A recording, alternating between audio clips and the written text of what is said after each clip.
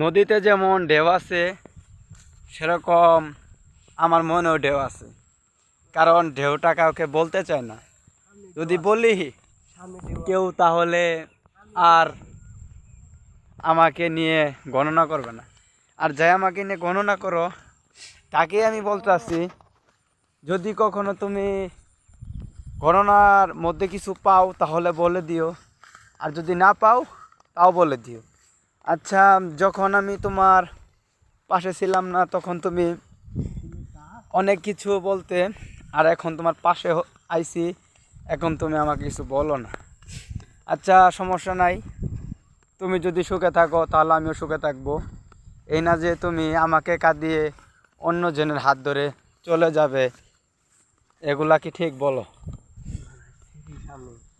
আরেকটা কথা বলি, আমি যখন রাস্তা দিয়ে যাই অনেক মেয়ে আমার চোখের সামনে পড়ে, কিন্তু কাউকে কিছু বলি না।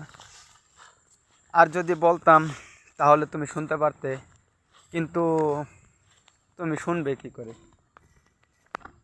তোমার কানে যে বয়রা আছে, তাই বললে কি আমি ওই বয়রা একটা মেয়েকে বিবাহ করব?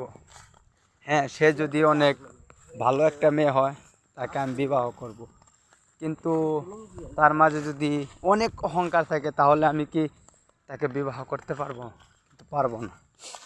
যদি আমার ভিডিওটা যদি আপনাদেরকে ভালো লাগে থাকে তাহলে অবশ্যই অবশ্যই চ্যানেলটি সাবস্ক্রাইব করবেন এবং পাশে থাকা বেল আইকনটা অন করে দেবেন, আর সবাইকে দেখার জন্য সুযোগ করে দেবেন। খুদা হাফেজ ভাই, ভালো থাকবেন আপনারা। আর আমরা যে জায়গায় এসেছি এই জায়গার নাম হইলো,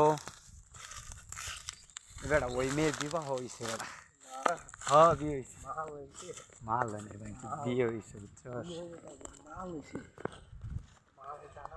মেয়ে বিয়ে হয়েছে। আচ্ছা, আমরা যদি ভিডিওতে কিছু বলে থাকি তাহলে আমাদেরকে ভুল বেয়াদবি বললে ক্ষমা করে দেবেন। ওকে, গুড বাই, আপনারা ভালো থাকবেন।